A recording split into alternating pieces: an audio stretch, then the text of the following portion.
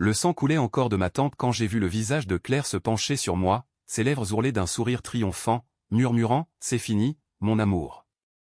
Les 690 000 $ sont à nous. » J'ai agonisé sur le parquet froid de notre appartement haussmannien, le goût métallique de la mort sur la langue, réalisant trop tard que mon meilleur ami, Étienne, l'avait aidé à m'empoisonner pour ce pactole maudit. Et puis, le noir absolu jusqu'à ce que mes paupières s'ouvrent à nouveau, non pas sur les enfers, mais sur le même lit, 5 ans en arrière, le jour où tout avait commencé, mon cœur battant à tout rompre comme si le poison n'avait été qu'un cauchemar éveillé. Je me suis redressé d'un bond, le drap collant à ma peau moite, et j'ai regardé autour de moi, la chambre aux rideaux de velours rouge, la tour Eiffel scintillant au loin par la fenêtre, Paris qui s'éveillait sous un ciel de plomb.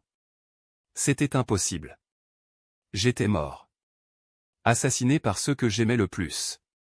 Et pourtant, ici, en 2020, avant que l'héritage de mon père ces 690 000 $ convertis en euros via une arnaque offshore ne devienne le poison de ma vie. La vengeance n'était plus un fantasme d'outre-tombe, elle était ma seconde chance, et elle serait impitoyable. Paris, cette ville des lumières qui cache tant d'ombres, m'avait vu naître et renaître en l'espace d'une nuit. J'étais Alexandre Duval, 35 ans, architecte raté reconverti en courtier en art pour survivre aux crises. Mon père, un magnate de l'immobilier mort prématurément d'un cancer foudroyant, m'avait laissé ce legs empoisonné, un compte offshore aux îles Caïmans, gonflé par des spéculations hasardeuses sur le marché de l'art contemporain. 690 000 $, une somme modeste pour les requins de la finance, mais un trésor pour un homme comme moi, endetté jusqu'au cou par des prêts pour un cabinet qui ne décollait pas. Ce matin-là, en 2020, je me suis habillé mécaniquement, chemise blanche impeccable, pantalon slim noir, veste en tweed qui sentait encore le tabac froid de la veille. Devant le miroir, mes yeux vers ceux que Claire appelait « des émeraudes maudites » me fixaient avec une intensité nouvelle. Je connaissais l'avenir. Je savais que dans 3 mois, Étienne, mon associé et confident depuis l'école des beaux-arts, me proposerait ce « deal en or », revendre un faux monnaie via un galeriste véreux, en utilisant mon héritage comme levier. Claire, ma fiancée aux courbes de déesse et au sourire de vipère, feindrait l'enthousiasme pour mieux m'encourager à tout miser. Et quand le tableau se révélerait être une contrefaçon ou une arnaque montée de toutes pièces par Étienne pour siphonner l'argent, il me tuerait pour effacer les traces. Mais cette fois, je ne serais pas la dupe.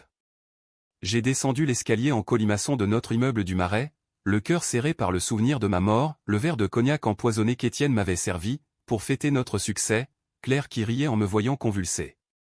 Pauvre Alex, si naïf, avait-elle susurré en fouillant mes poches pour le code du compte. Leur avidité les avait rendus monstrueux, et maintenant, elle serait leur chute.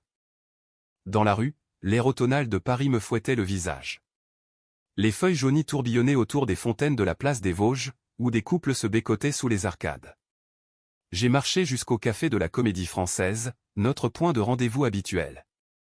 Étienne était déjà là, attablé devant un espresso, son costume 3 pièces impeccable contrastant avec ses cheveux blonds en bataille. À 34 ans, il avait ce charme de dandy décadent qui faisait fondre les femmes et les hommes, parfois. « Alex » s'exclama-t-il en se levant pour m'embrasser sur les 2 joues, son parfum boisé envahissant mes narines. « Prêt pour la grande nouvelle ?» J'ai souri, un sourire carnassier que je n'avais pas en mémoire de ma première vie. « Toujours, mon vieux. » Raconte. Il s'emballa aussitôt, un contact à Genève, un collectionneur russe prêt à payer une fortune pour un « monnaie inédit » que nous pourrions sourcer via un intermédiaire discret. 690 000 $ de commission, net d'impôts, pour nous deux. J'ai hoché la tête, feignant l'excitation, tandis que mon esprit cartographiait déjà les pièges.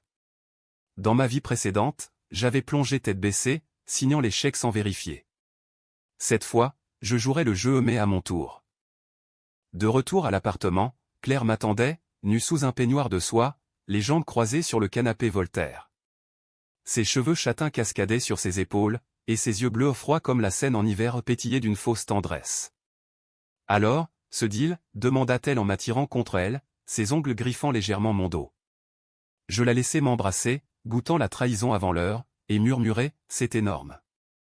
On va être riche. » Elle rit, un rire cristallin qui masquait le venin, et nous fîmes l'amour là, sur le tapis persan, comme si c'était la dernière fois. Pour elle, ça le serait. Les jours suivants furent un ballet de mensonges orchestrés. J'ai rencontré le galeriste, un certain Raoul, un homme au visage poupin et aux mains manucurées, recommandé par Étienne. Dans son antre du quartier Saint-Germain, entouré de toiles volées et de sculptures pillées, il nous présenta le faux monnaie, une nymphéa, soi-disant découverte dans un grenier normand. J'ai feint l'émerveillement, mais intérieurement, je revivais l'humiliation de ma première vente, quand l'acheteur avait annulé au dernier moment, ruinant tout. Raoul touchait 20%, Étienne, 30%, moi, le reste. Mais je savais que Raoul était une marionnette d'Étienne, et que le tableau n'était qu'un leurre pour vider mon compte. Pour la première fois, je décidai de contre-attaquer subtilement. Au lieu de transférer l'héritage d'un coup, je fractionnais les fonds, 100 000 € d'abord, via un virement traçable vers un compte que j'avais secrètement ouvert à mon nom seul, chez une banque suisse discrète. Étienne fronça les sourcils lors de notre briefing au Fouquet's, sous les lustres de cristal et les murmures des puissants. Pourquoi si prudent, Alex? C'est du cash facile. J'ai haussé les épaules, un verre de Bordeaux à la main. Les impôts, mon vieux. Et puis, Claire veut qu'on achète cet appartement à Montmartre. Faut sécuriser. Claire, de son côté, poussait pour l'accélération. Le soir, allongée dans notre lit à baldaquin, elle glissait ses doigts sur mon torse, susurrant des promesses de voyage à Saint-Tropez, de bijoux Cartier. Imagine, Alex, plus de dettes, plus de nuits blanches. Juste nous, libres. Je la regardais, mémorisant chaque mensonge, et répondais, bientôt, ma chérie. Bientôt. Mais dans l'ombre, je compilais les preuves, enregistrements vocaux de nos appels avec Raoul, copie des mails d'Étienne bourré d'innuendo, et même une recherche discrète sur Claire qui, je le découvris vite, avait un passé trouble, une sœur disparue dans des circonstances louches, un ex-petit ami ruiné par une arnaque amoureuse. Était-ce héréditaire, cette soif de sang? La tension montait comme un orage sur la tour Eiffel. Un soir, lors d'un dîner autour d'argent, avec vue sur Notre-Dame encore noircie par l'incendie de 2019, Étienne porta un toast à notre empire. Le vin rouge coula, et je sentis le premier frisson de la vengeance. J'avais glissé un mouchard GPS dans le sac de Claire, traquant ses rendez-vous secrets avec Étienne dans des hôtels discrets du 16e arrondissement. Il baisait déjà, ces traîtres, pendant que je signais les papiers. Dans ma première vie, j'avais ignoré les signes et les parfums mêlés, les absences prolongées. Cette fois, chaque trahison était une brique dans mon mur de haine. Bientôt, le premier virement atterrit. 100 000 €. Étienne exulta, Claire sauta de joie, et ils m'invitèrent à fêter ça dans un club underground de Pigalle, où la techno pulsait comme un cœur affolé. Je bus juste assez pour feindre l'ivresse, observant leurs regards complices, leurs mains qui se frôlaient sous la table. À minuit, quand Claire me traîna sur la piste, son corps pressé contre le mien, je murmurai à son oreille, « Tu sais, j'ai toujours su que tu étais ma faiblesse. » Elle rit, ignorant que c'était la vérité et que je la transformerais en arme. Les semaines suivantes furent un jeu d'échecs mortel. J'ai injecté un second virement, 150 000 €, mais cette fois, j'ai alerté anonymement un inspecteur des finances au quai des Orfèvres, un type sur un possible blanchiment via Raoul. L'inspecteur, un certain Moreau, un dur à cuire aux cicatrices de boxe-taille, me contacta sous un faux nom. « Monsieur Duval, votre info est intéressante. » « Mais pourquoi anonyme ?» J'ai répondu d'une voix rauque, masquée par un filtre, parce que les serpents mordent dans l'ombre. Il rit, promettant une enquête discrète. Étienne commença à transpirer. Lors d'une réunion dans mon bureau exigu du Louvre des Antiquaires, il pianotait nerveusement sur son iPhone. Raoul dit que le Russe hésite. Faut accélérer le troisième virement, Alex. 200 000 de plus, et c'est plié. J'acquiesçais, mais intérieurement, je jubilais. Le piège se resserrait. Claire, sentant le vent tourner, devint plus possessive, des dîners aux chandelles où elle me suppliait de faire confiance, des nuits où son corps était une arme de distraction. Une fois, après l'amour, elle pleura des larmes de crocodile, je le savais. J'ai peur qu'on se perde dans tout ça, Alex. Je la serrai contre moi, feignant la tendresse, et pensais, tu ne sais pas encore ce que c'est, la perte. Le twist mineur arriva un soir pluvieux, sous les néons de la Seine. En suivant le GPS, je l'ai surpris dans un bistrot caché près de Bastille, Étienne et Claire, têtes rapprochées, chuchotant sur l'accident final. Il parlait de moi comme d'un obstacle, pas d'un amant. Il signe le dernier chèque demain. Ensuite, le cognac spécial, dit Étienne, sa voix un filet de venin. Claire hésita une seconde ou une faille dans son armure, avant de hocher la tête. Je m'éloignai dans l'ombre, le sang bouillonnant. La vengeance n'était plus abstraite, elle avait un goût de pluie parisienne et de fureur. Le lendemain, je signai le chèque fatal aux 200 000 €, mais pas avant d'avoir effacé numériquement les traces menant à moi.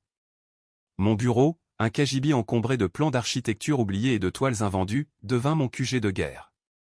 J'y passais des nuits entières, un laptop allumé sur des forums dark web, apprenant les ficelles du hacking basique, rien de sophistiqué, juste assez pour planter un verre dans l'ordinateur d'Étienne. Un logiciel gratuit, téléchargé via Tor, qui copiait ses mails et ses recherches. Ce que je découvris me glaça, non seulement l'arnaque aux monnaies, mais un réseau plus vaste. Étienne n'était pas un simple escroc, il trempait dans un cercle de faussaires internationaux, vendant des faux Picasso à des oligarques chinois, blanchissant via des galeries complices à Bruxelles et Amsterdam.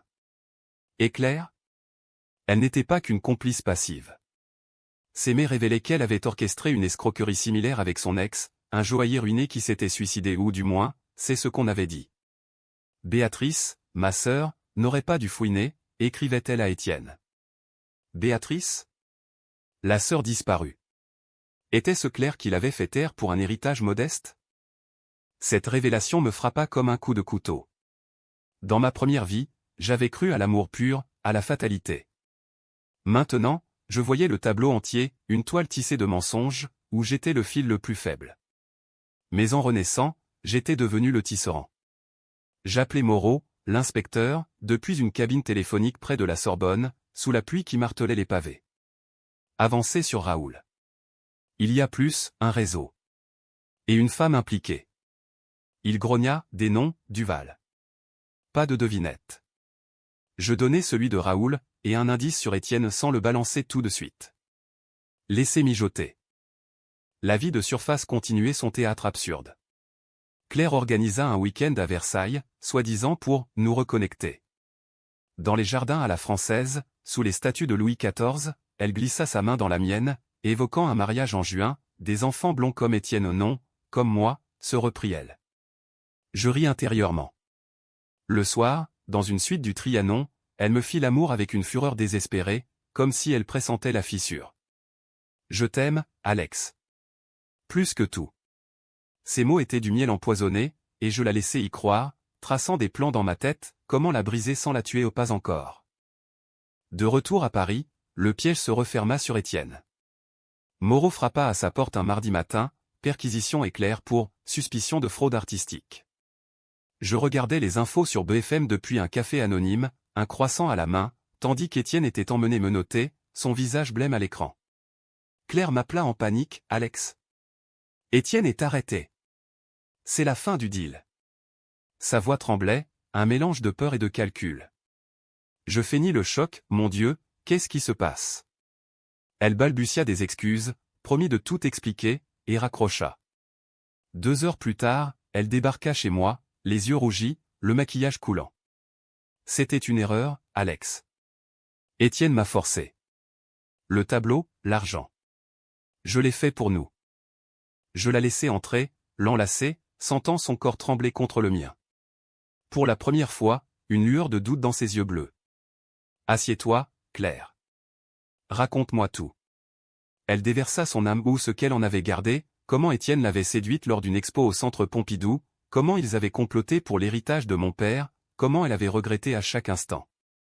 Mensonge, bien sûr. Mais je jouais le rôle du pardon, on va s'en sortir. J'ai encore des fonds. On recommence à zéro.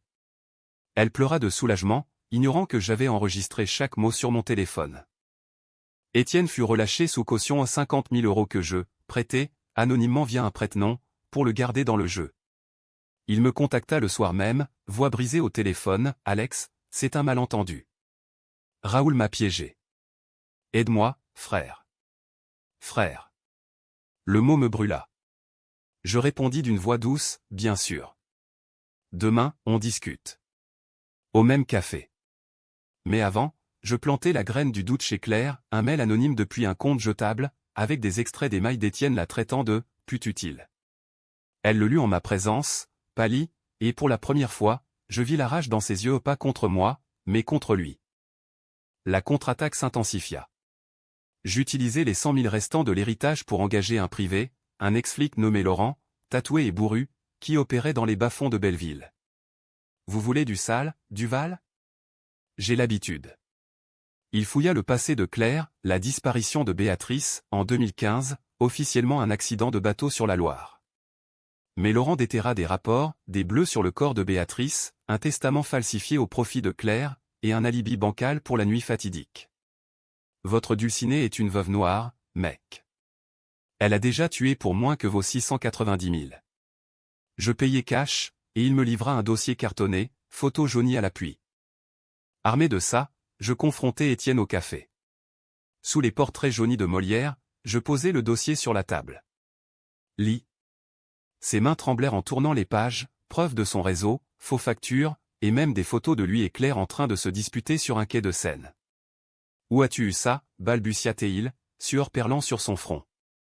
Je souris froidement, dans l'ombre, comme toi. Maintenant, on va jouer à un nouveau jeu. Tu balances Raoul et ton boss à un certain Victor à Genève, et je te couvre. Sinon. Je glissai une photo de lui avec une mineure, datée d'un voyage à Amsterdam. Bluff? Non, Laurent l'avait trouvé. Étienne blêmit. Tu es un monstre, Alex. Non, dis-je doucement. Juste un homme qui renaît. Claire, de son côté, craqua la première.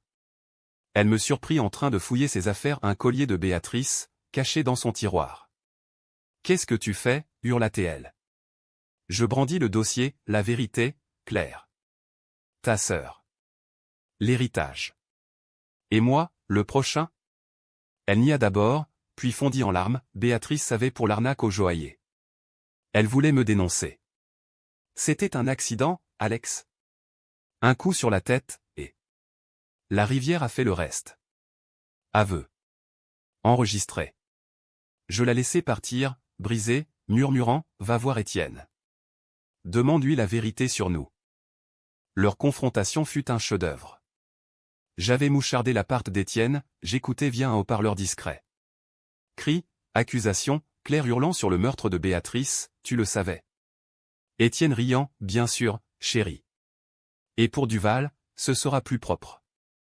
Elle le gifla, et dans la bagarre, un vase vola, brisant le silence. J'intervins pile à temps, feignant l'inquiétude, police alertée anonymement. Ils furent séparés, interrogés séparément. Moreau, sentant le gros poisson, monta un dossier solide. Mais la vengeance n'était pas finie. J'invitai Claire à un dîner d'adieu au Meurice, sous les dorures de l'Empire. Elle arriva pâle, usée, suppliant, sauve-moi, Alex. J'ai tout avoué à la police. Étienne est fini.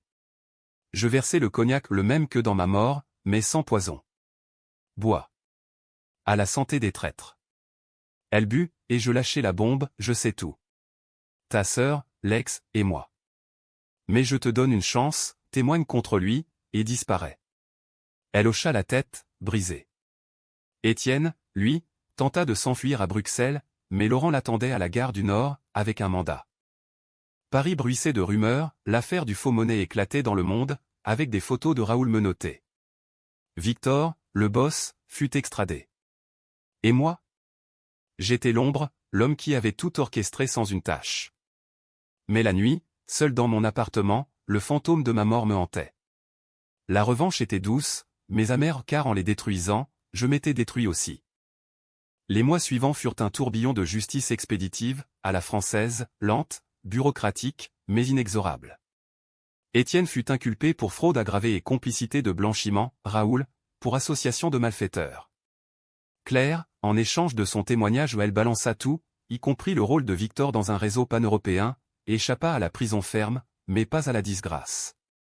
Le scandale éclaboussa les pages People de Paris Match, la muse fatale du Marais impliquée dans un trafic d'art. Elle quitta la ville un soir d'hiver, sac à dos sur l'épaule, direction Marseille, m'avait-on dit. Je ne la poursuivis pas. Pas encore. Pourtant, la vengeance bouillonnait encore en moi. J'avais récupéré les fonds restants aux 440 000 €, je les puis restituer après les aveux, mais l'argent n'effaçait pas le poison de la trahison. Paris, ma ville amante, me semblait maintenant un labyrinthe de serpents. Je vendis l'appartement haussmannien, me réfugiai dans un loft anonyme à Oberkampf, entouré de graffitis et de bars branchés où les hipsters sirotaient des natural wines sans se douter des abysses humains. Là, je repris mon cabinet d'architecture, mais avec un twist, des projets éco-responsables pour des ONG, une façade de rédemption. En réalité, je traquais les ombres du passé. Laurent, mon privé, devint un allié improbable. On se retrouvait au Petit Fer à cheval, un zinc déco près de la République, où il commandait des demi-émois, des whisky sourds. Duval, t'es un dur. Mais cette Claire. Elle te hante encore, hein? Je haussais les épaules, fixant les reflets dans mon verre. Plus qu'Étienne. Lui, c'était de la cupidité pure. Elle, c'était personnel. Il rit, révélant une dent en or. Les femmes, c'est toujours personnel. Mais écoute, j'ai du neuf sur Béatrice. Pas un accident. Claire l'a noyé, exprès. Preuve ADN sur un gilet de sauvetage, enterré par un flic corrompu à un cousin à elle. Cette info me frappa comme un uppercut.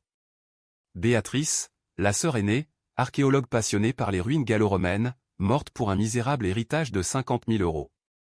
Claire, l'éternelle cadette jalouse, avait tout manigancé, une balade en barque sur la Loire, un coup sur la nuque, et le courant avait emporté le corps. L'ex-flic, un certain Giraud, avait falsifié le rapport pour 10 000 €. Laurent avait le nom, l'adresse, un taudis à Nanterre, près des Tours Grises. « Tu veux que je m'en occupe » demanda-t-il, allumant une gauloise malgré l'interdiction. Je secouai la tête. Non. C'est mon fantôme.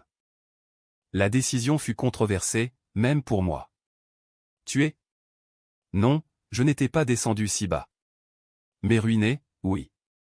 J'infiltrai Giraud via un faux profil sur LinkedIn, un recruteur, pour une société de sécurité. Rendez-vous dans un PMU bondé de Nanterre, odeur de bière et de tabac froid. Giraud, un quinquagénaire bedonnant aux yeux porcins, mordit à l'hameçon, besoin d'un consultant pour des enquêtes internes. Discrète. Je hochai la tête, glissant une enveloppe, 5 000 € en cash. Pour tester ta loyauté. Et dis-moi, as-tu déjà couvert un meurtre familial? Il pâlit, bafouilla. J'enregistrai tout, bien sûr. 2 jours plus tard, anonymement, le dossier atterrit chez Moreau. Giraud fut arrêté pour corruption et obstruction, son lien avec Claire remonta à la surface, rouvrant l'enquête sur Béatrice comme homicide. Claire réagit comme une furie. Elle m'appela d'un numéro masqué, voix écorchée, « C'est toi, Alex? Tu as fouillé mon passé? » Béatrice. C'était une erreur. Elle me volait tout. Je ris, un rire glacial qui résonna dans le loft vide. Erreur? Comme notre amour? Comme le cognac que tu m'as fait boire? Silence, puis un sanglot. Je t'aimais, en vrai. Au début. Mais l'argent. Il change tout. Je raccrochais, le cœur serré. Aimait-elle vraiment? Dans ma première vie, j'aurais pardonné. Maintenant, je savourais sa chute. Étienne, lui, pourrissait à Fresnes, en attente de procès. Je lui rendis visite un après-midi gris, derrière les barreaux d'une salle d'interrogatoire au mur suintant. Il avait maigri, ses yeux injectés de sang fixés sur moi avec haine. Traître. Tu m'as vendu. Pourquoi? Ton ego. Je m'approchai du grillage, voix basse, pour la vie, Étienne. Celle que tu m'as volée. Rappelle-toi le cognac. Il recula, blême. Quoi? Tu sais? J'acquiesçai. Je sais tout. Et le juge saura pour tes petites orgies à Amsterdam. Les mineurs. Les vidéos. Bluff partiel. Laurent n'avait que des rumeurs, mais suffisant. Étienne craqua, promit de témoigner contre Victor pour une réduction de peine. Le réseau s'effondra comme un château de cartes, arrestation en cascade, de Genève à Berlin. Mais la vraie tension monta avec le twist inattendu. Un soir, en rentrant d'un chantier à la Défense, je trouvai une lettre glissée sous ma porte, une photo de moi, prise de nuit, avec un mot, « Tu crois avoir gagné ?» La vengeance a un prix. Pas de signature, mais l'écriture élégante, penchée était celle de Claire. Elle n'avait pas fui. Elle contre-attaquait. Laurent confirma, elle avait contacté un avocat véreux, un ancien amant, pour monter un dossier contre moi, diffamation, chantage. Pire, elle avait exhumé un secret de mon passé, un accident de voiture en 2015, où j'avais renversé un piéton ivrogne près de l'Arc de Triomphe. J'avais payé le silence, 20 000 €, et l'homme avait disparu. Pas mort, mais disparu. Était-ce un meurtre masqué? La panique me submergea. Dans ma première vie, j'avais enfoui ça, un péché de jeunesse. Mais Claire l'avait déterré, via des flics complices. Elle voulait me ruiner, me traîner dans la boue avec elle. Je passais la nuit à éplucher mes archives, réalisant l'ironie, j'étais un monstre moi aussi. La vengeance m'avait transformé en miroir de mes bourreaux. Le lendemain, je confrontais Laurent, trouve cet homme. Le piéton. S'il parle, je suis fini. Il hocha la tête, mais son regard était lourd. Duval, arrête. T'es en train de te noyer. Claire frappa le premier coup public, une interview anonyme dans Libération, la vengeance d'une femme trahie par un manipulateur. Elle peignait un portrait de moi comme un tyran jaloux, ruinant des vies pour un caprice.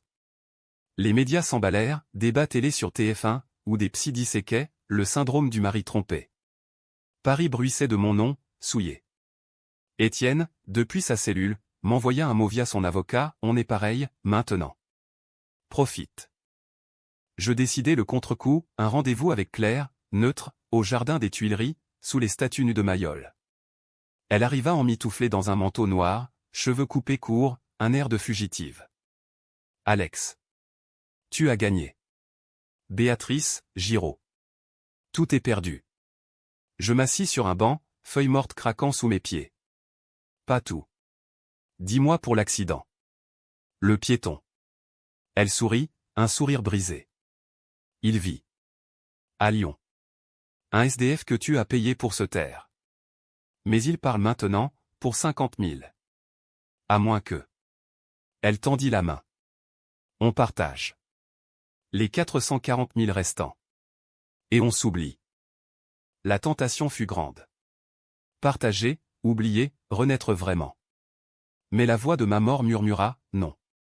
Je sortis un enregistreur, son aveu sur Béatrice, clair comme l'eau de la Seine. Trop tard, Claire. La police a le dossier. Et ton avocat? Il est à moi, maintenant. Panique dans ses yeux. Elle se leva, trébucha. Tu me tues, Alex. Non, dis-je. Tu t'es tuée toute seule. Le vent tourna brutalement après les Tuileries. Claire fut arrêtée le lendemain matin, dans un café de la Butte aux Cailles où elle sirotait un thé à la menthe, feignant la normalité.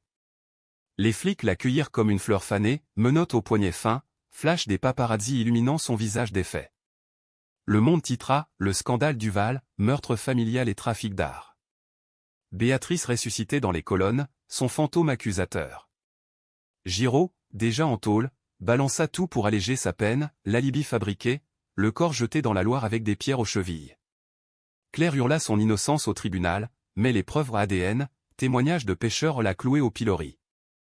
Moi, je devins le héros involontaire. Moreau m'invita à son bureau au 36 quai des Orfèvres, une forteresse de béton gris dominant la pointe de l'île de la Cité. Duval, vous avez démantelé un réseau entier. Sans vous, Victor serait encore libre. Il me serra la main, un cigare cubain en prime. Mais ses yeux perçants fouillaient, et cette histoire de piéton? On a vérifié. L'homme est vivant, amnésique. Pas de charge. Je hochai la tête, soulagé. Claire avait bluffé, ou Laurent avait bien travaillé. Merci, inspecteur. Pour tout. Étienne plaida coupable lors de son procès, un cirque médiatique au palais de justice de l'île de la Cité. Assis au fond de la salle, anonyme parmi les journalistes, je le vis écrouler, aveu sur le faux-monnaie, sur les mineurs à Amsterdam les vidéos avaient été retrouvées, effroyables. La juge, une femme aux lunettes sévères, le condamna à 12 ans ferme. Il me repéra dans la foule, cracha, Duval. Tu paieras. Mais ces mots se perdirent dans le brouhaha. Dehors, sous la pluie fine, je marchais vers la Seine, jetant une pièce dans l'eau trouble. Vengeance accomplie? Presque. Pourtant, le vide s'installa. Paris, avec ses boulevards haussmanniens et ses cafés philosophiques, me semblait fade. Je repris l'architecture à plein temps, un projet pour rénover un quartier oublié de Barbès, mélangeant art urbain et habitats sociaux. Les nuits, cependant, étaient hantées. Rêve de cognac empoisonné, de Claire riant, de Béatrice flottant dans la Loire. Laurent me conseilla une psy, une certaine docteur Lefebvre, installée près du Panthéon. Parler, Duval. la revanche ronge. Les séances furent un purgatoire. Assis dans son cabinet au mur beige, face à une femme d'une cinquantaine d'années aux cheveux poivre et sel, je déballais tout, la mort, la renaissance, je la présentais comme un flashback traumatique, pas la vérité littérale. Elle hocha la tête, notant, vous vous punissez, Alexandre. En les détruisant, vous vous êtes vu en eux. Cupide, manipulateur. Vrai. Dans ma frénésie, j'avais franchi des lignes, chantage, faux profil, pot de vin à Giraud avant de le balancer. Étais-je meilleur qu'eux? Le vrai twist surgit lors d'une séance, 6 mois après l'arrestation de Claire. Elle m'avoua, d'une voix neutre, vous avez une fille, monsieur Duval. Silence. Puis, Claire était enceinte lors de votre mort. Elle a accouché en prison, une petite prénommée Élise. Elle vous ressemble, d'après les photos. Mon monde bascula. Une fille? Dans ma première vie, j'ignorais tout, Claire avait avorté en secret, ou pire. Maintenant, Élise existait, innocente au milieu du chaos. Claire l'avait cachée, arme ultime ou regret sincère? Je demandai à Laurent de vérifier. Vrai, Élise, 3 mois, placée en famille d'accueil près de Versailles, en attendant le verdict de Claire, probable perpétuité pour meurtre. Je la vis pour la première fois dans un centre d'adoption, une minuscule aux yeux verts comme les miens, cheveux châtains fins. Elle gazouilla en me tendant un jouet, et quelque chose se brisa en moi. La vengeance, cette hydre, avait un talon d'Achille, l'amour pur. La décision fut le plus controversé de tous. Adopter Élise. Moi, l'homme marqué par le sang? Les services sociaux hésitèrent, mon passé, l'affaire. Mais Moreau intervint, vantant mon rôle dans le démantèlement du réseau. Des mois de paperasse, d'entretien, et enfin, elle fut à moi. Paris changea, le loft devint une nurserie aux murs pastel, avec vue sur les toits de zinc. Élise riait aux éclats quand je la berçais, fredonnant des berceuses de Brassens. Claire m'écrivit de sa cellule à Fleury-Mérogis, prends soin d'elle. C'est tout ce qui reste de nous. Je brûlai la lettre, mais gardai les cendres comme talisman. Étienne tenta une évasion stupide, un pot de vin à un gardien, échoua, et se pendit dans sa cellule. Son suicide fit les unes, le faussaire d'art succombe à la honte. Je n'éprouvai rien. Pas de pitié, pas de triomphe. Juste un vide comblé par les babillages d'Élise. Mais la tension finale culmina un an plus tard, lors du procès de Claire. Palais de justice bondé, air chargé d'électricité. Elle entra, menottée, usée par la tôle, cheveux grisonnants, yeux caves. Devant le juge, elle plaida la légitime défense pour Béatrice, elle m'attaquait. Mais les preuves la noyaient. Je témoignai, voix ferme, elle m'a trahi, empoisonné. Pour l'argent. Mensonge partiel dans cette vie, pas de poison, mais l'intention y était. La salle murmura, des féministes crièrent au patriarcat vengeur. Controversé, oui, étais-je justicier ou justicier autoproclamé? Le verdict tomba, 25 ans, non assorti. Claire me fixa une dernière fois, murmure audible, profite d'Élise. Elle te hantera comme moi. Peut-être. Dehors, sous un ciel d'azur, je serrai Élise contre moi, marchant vers le Louvre. Paris renaissait avec nous, lumière dansante sur la scène, accordéoniste au coin de rue. La vengeance était finie. Ou du moins, je le crus. 2 ans passèrent comme un songe fiévreux. Élise grandit, une tornade de boucles châtaines et de questions incessantes. Papa, pourquoi la tour Eiffel est penchée? Je riais, la hissant sur mes épaules lors de nos promenades dominicales au Champ de Mars.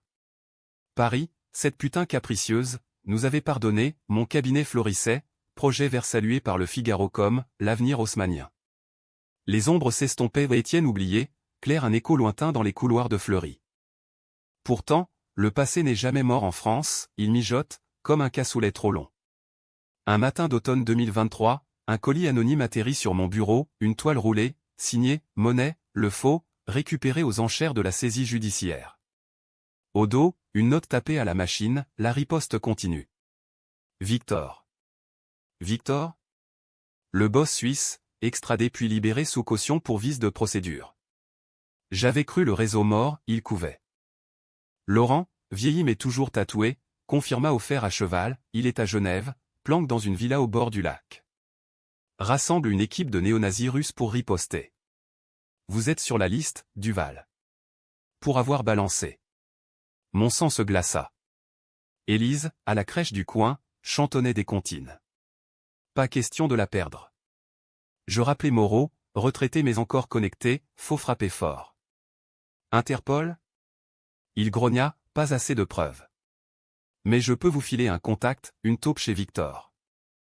La taupe était une femme, Irina, une Ukrainienne aux yeux de velours et au passé de hackeuse. Rendez-vous dans un bar enfumé de la rue de Rivoli, près des Galeries Lafayette. Duval, dit-elle avec un accent chantant, Victor veut votre tête. Et celle de la gamine. Pour l'exemple. Elle montra des mails interceptés, plan pour un enlèvement, Élise ciblée comme levier. La fureur remonta, pure, viscérale. Pas de chantage cette fois, de l'acier. Avec Irina et Laurent, on monta l'opération, infiltration via un faux achat d'art. J'endossai le rôle d'un collectionneur russe, accent approximatif appris sur YouTube. Vol à Genève, nuit noire sur le lac Léman, bateau loué sous faux nom. La villa de Victor, forteresse de verre et d'acier, gardes armés. Irina hacka les caméras, Laurent neutralisa 2 sentinelles avec un tasé. Moi, je glissais à l'intérieur, cœur battant comme en 2020. Victor m'attendait dans son bureau, un colosse chauve aux cicatrices de couteau, entouré de toiles volées, un vrai Picasso au mur. Duval. Le traître français. Son rire était un grondement. Tu as ruiné mon empire pour une femme et un ami? Pathétique. Je sortis l'enregistreur, aveu d'Étienne sur le réseau, plus ceux d'Irina en live. Non, Victor. Pour ma vie.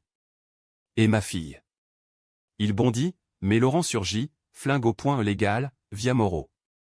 Bagarre chaotique, table renversée, verre brisé, Victor me plaquant au sol, ses mains comme des étaux sur ma gorge. Tu meurs ce soir. Le coup partit, Irina, un spray au poivre. Victor s'effondra, hurlant. On le ligota, appelant Interpol via un burner phone. L'aube se leva sur des sirènes hurlantes, Victor embarqué, son empire final s'écroulant. Irina disparut dans la brume du lac, Laurent rentra à Paris, une bouteille de vodka en prime. C'est fini, Duval. Vraiment. De retour, Élise me sauta au cou, papa. T'as ramené un cadeau? Je lui tendis une poupée russe, volée dans la villa. Rire innocent. Mais le twist final, le plus cruel, vint d'un appel anonyme, une semaine plus tard. Voix féminine, familière, claire, évadée? Non. Une infirmière de Fleury, Monsieur Duval, votre ex-femme. Elle est mourante. Cancer. Elle veut vous voir. Pour Élise. Hésitation. La vengeance achevée, que restait-il? Pitié? Je me rendis, Élise à la main, dans la prison grise. Claire, amaigrie, tubulure au bras, nous fixa. Elle est belle. Comme toi. Pas de haine, juste regret. Prends soin d'elle. Et pardonne-moi. Élise, curieuse, toucha sa main. Claire pleura. Je hochai la tête, pour elle. Pas pour toi. Elle mourut 2 jours plus tard, testament la déshéritant au profit d'Élise, un bijou, symbole d'un amour tordu. Paris, enfin, fut nôtre. Sous les lumières de Noël 2025, Élise et moi arpentions les Champs-Élysées, neige fine tombant. Les 690 000 $? Investis dans un fonds pour son avenir. La riposte? Oublié dans les archives judiciaires. J'étais vivant, vraiment. René. Et la ville des amours impossibles m'avait rendu la mienne petite, innocente, éternelle. Mais parfois, au cœur de la nuit, je sentais l'ombre, et si je renaissais encore? Non. Cette vie, je la vivrais pleinement. Sans poison, sans avidité. Juste nous.